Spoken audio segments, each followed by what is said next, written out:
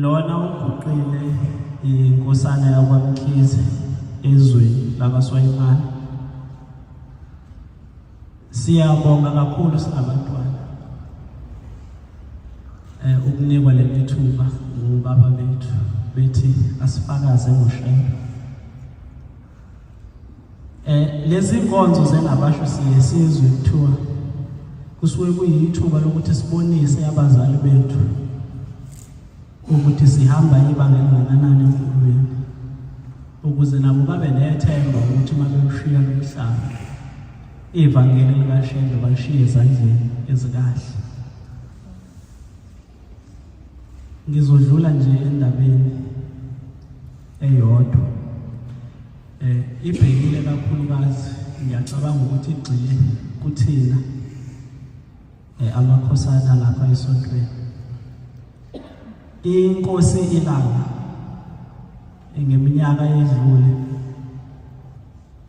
ngokufunda kwami bathi kwakuyisabatha ixoxa indaba kaSamson. Ngiyacabanga ukuthi siyamazi sonke uSamson, kwakuyinsizwa esebhayibhelini esikholwa ukuthi yayiyiNazaretha ngoba kwakuthiwa yayingagundi ekhanda, ingazichibi nezindevu.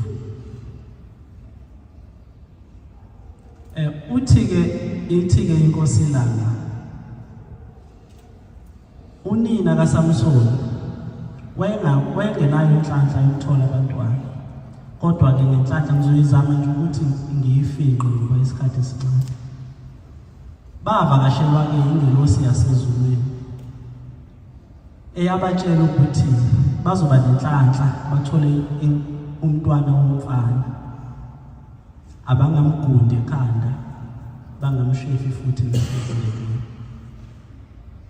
Isizwe-ke uSamson azalelwa kuso sasingaphansi kwengcindezi yamaFilisti.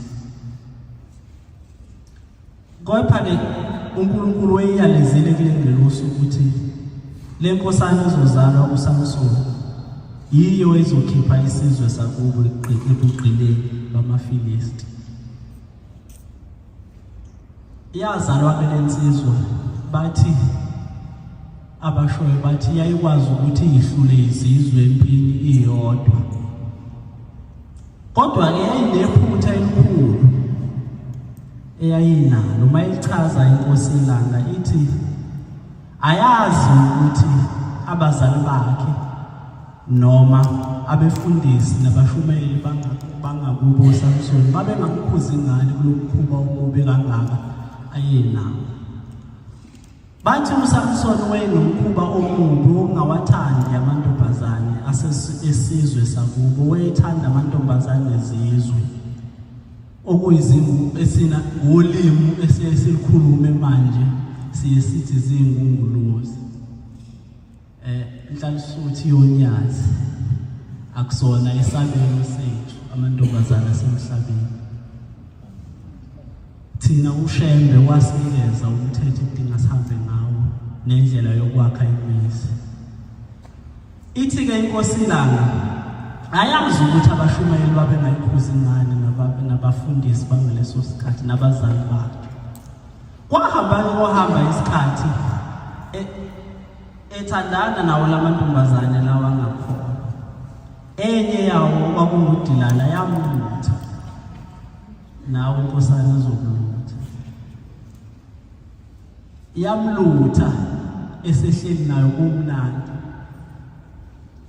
yambuza imfihlo yakhe yokunqoba izizwe. Nawo inhlalisuthi bazokulutha wayikhipha imfihlo yakhe, wathi amandla akhe asezulwini. Inkosi Ilanga uma le ndaba iyayisebenzisa namagama athanda ukuqina. Angizowasebenzisa-ke mina, kodwa-ke amnandi amazwi bese ayadwebela khona igama lisebenzisayo, ngiyasaba ukulisebenzisa. Abamnandi-ke amazwi nasenkosaneni uSamson. Yayikhipha imfihlo, yasho ukuthi yona kwathiwa ingagundi ekhanda. Wayibamba kuDelilah, wayibopha, zafika izitha zayigundi ekhanda zayinqoba. Isizwe sakwa-Israyeli sahlala ekugqileni emva kwalokho. Kodwa uNkulunkulu wayethembisile kubazali bakho ukuthi siyokhululwa ngayo le nkosana. Le nkosana yayibala amantombazane ezizwe. Mhlawumbe nawe uhleli nje la kini okhokho bakho uNkulunkulu uthembisile ngawe ukubona ukuthi isizwe sakini siyokhululwa ngawe ngokugcina isabatha. Bese wena ufika la uyadlala ulibala amantombazane ezizwe. Uzuhambe emhlabeni ungazange lutho. Sisale futhi isizwe sakini sisekugqileni. Angazi ukuthi kuyophela iminyaka emingaki ngoba izono esizithethayo njengamanje zoba bamkhulu izono ezineminyaka u-80 kuya 100 zenzeka. Wena-ke bese sisenza thina namhlanje siyobe yithetha ubani nini. Inkosi busiseni kuzwini.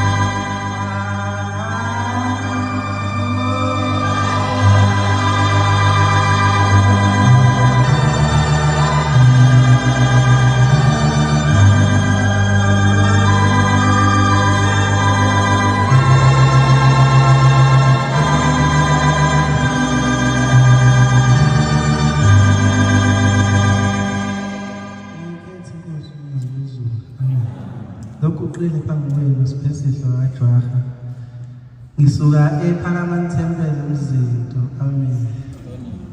Manazaretha ngiyacela uShembe bese enhlizweni yami bese emzweni wami siyahlala nasolimini lwami ngoba sesizwe bebeshumayela befundisi. Umfundisi uGcwentswa wakhuluma ngebridge laphesheya kothukela uthi ibridge laphesheya kothukela liyabawelisa abantu. Mabeze emzini wasebuhleni bamaNazaretha lwelise noNkulunkulu. Meyako Thokozane Mnothweni yako Lindantonga yazo zonke nje wonke amathempeli akhe aphesheya kothukela. Kodwa leli bridge alihambi noShembe limwelisa kuphela nje futhi liyolisa abantu beza kuShembe. Useyifanisa nathi lento ukuthi kungenzeka sikhulume indaba zaShembe kodwa thina singayi kuShembe. Ngiyacela uShembe abekimi ngoba kungayizeleze bafowethu ukuthi sesambizwe lingaka sabe sibabaza uNyazi kodwa ngomhla kuphela singabonani noNyazi. Into enkulu kakhulu kuthina yakhuluma inkosi la ngimamahlombe ithi into ekumele ibe enkulu kakhulu emntwini oyiNazaretha abenza into akubuShembe.